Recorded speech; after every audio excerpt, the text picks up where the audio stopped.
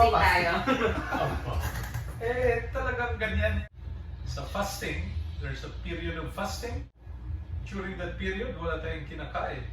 Pero, pagkatapos ng fasting, abay, fiesta. So, period of fasting and followed by period of feasting. Mga ilang hours ka ba nag-fast, Jason? Mga 27 na. Nasa 27 na ako ngayon.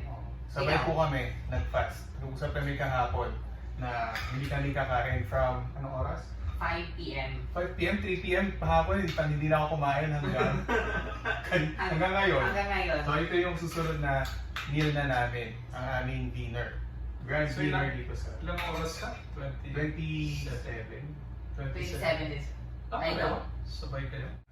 Ako lang na iba. Peking Doc ay ilang oras kaya siya nag-fasting.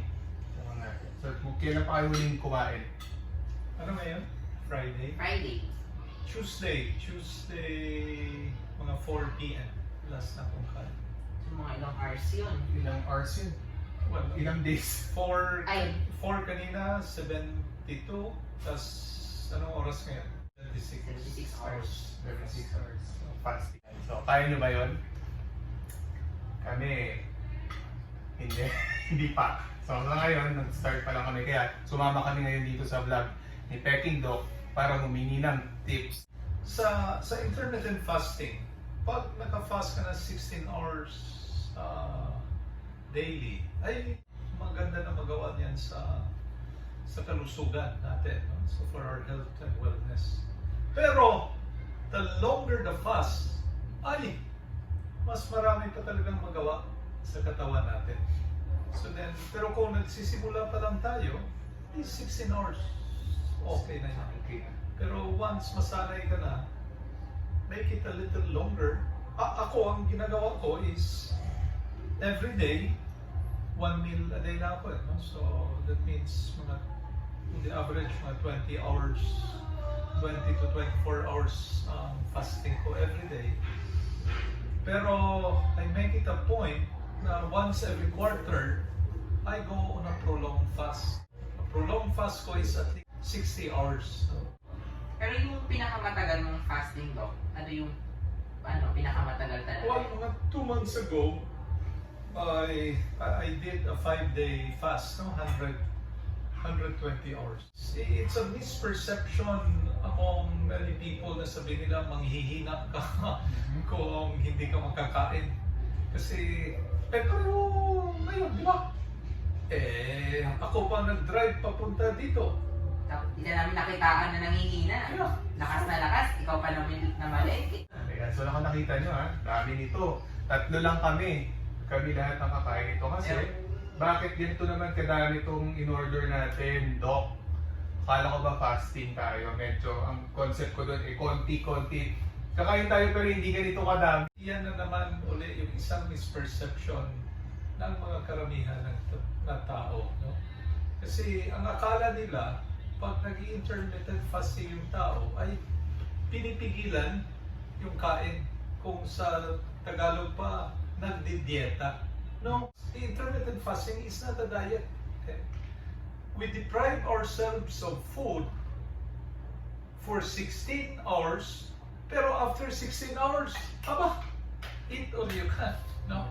So, sa sinabi ko na kanina, sa intermittent fasting, it's a period of fasting and a period of feasting. Yan, so tandaan nyo, fasting and feasting. So hindi na tayo nag-stop sa pagpa-fast.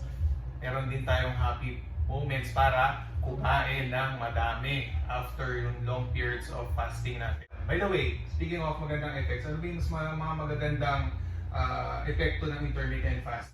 Just another clarification. So, related doon sa napag-usapan natin, no, na kumain ng marami.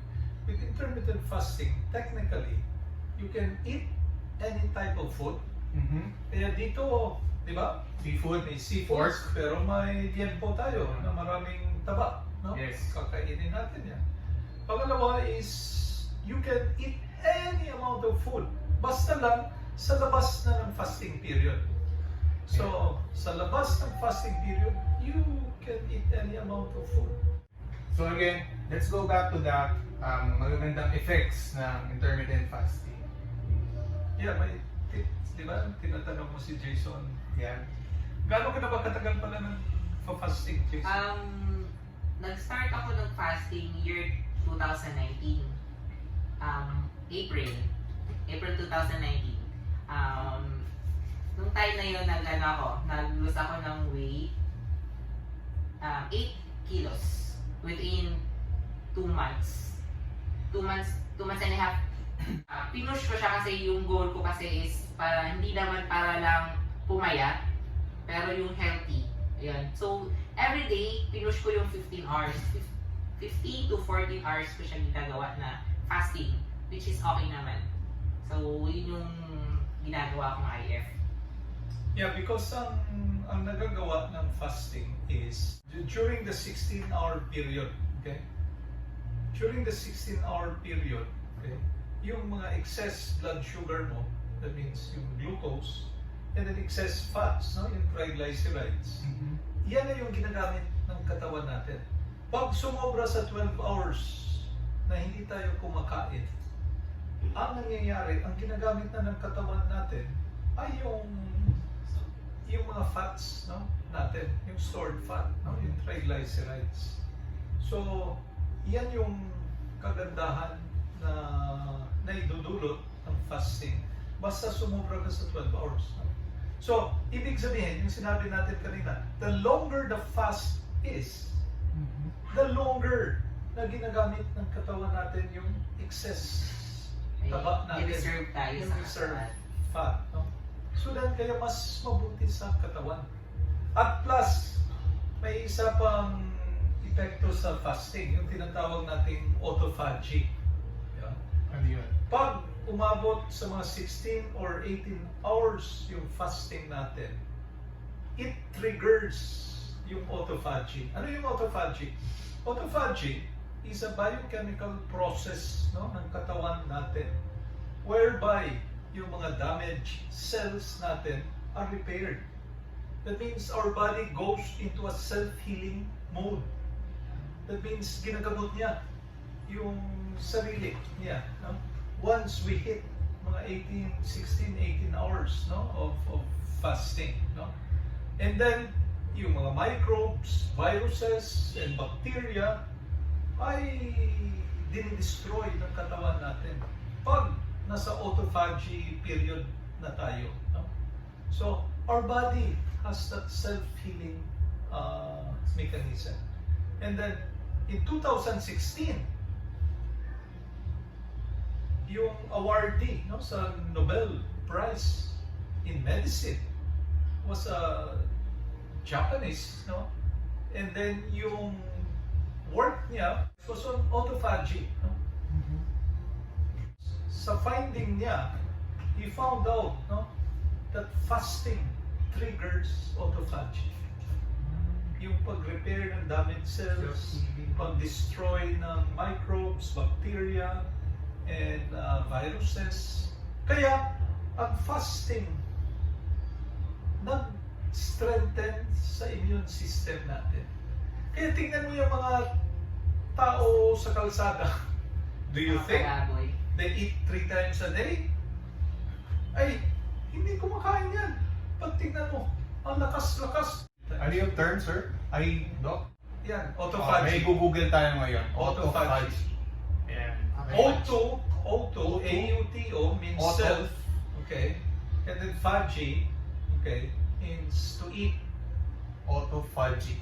That means what our body does, it eats its own cells. That means yung mga old and damaged cells kinakain, and then our body now generates new cells. Wow. Ang ganda pala ng effect ng fasting as explained by our peking doctor. So during the fasting period, fasting.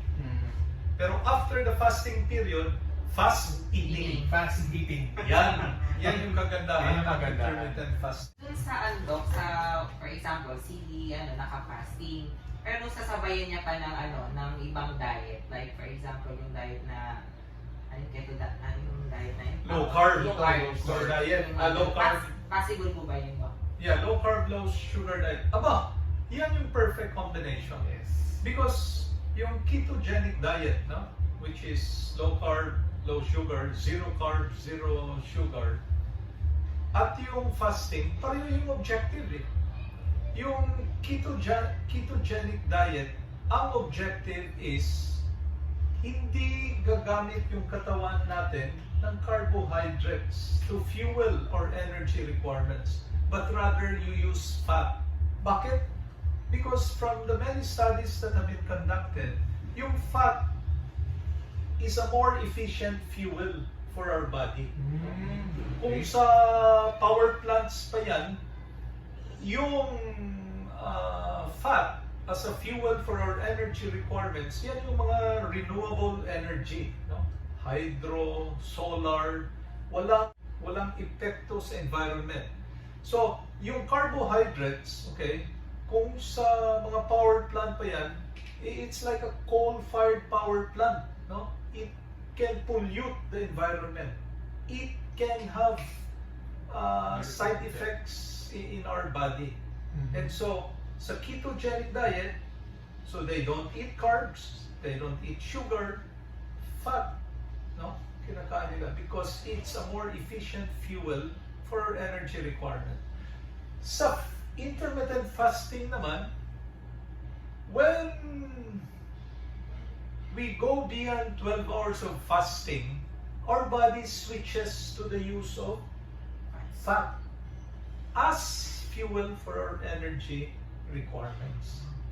So then, pareho yung objective ng ketogenic diet at yung intermittent fasting. Different means lang. Okay. Different means. With ketogenic diet, because medyo you need money, no? Yes. To prepare yung mga kuan kasi pipili ka sa kakainin mo eh, no? Whereas with intermittent fasting, gee, I eat anything.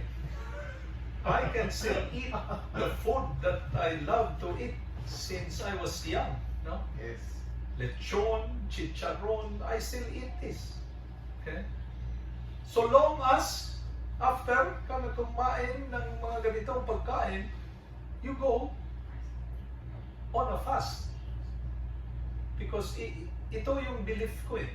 So long as we practice at least 16 hours of fasting daily, we will never get sick.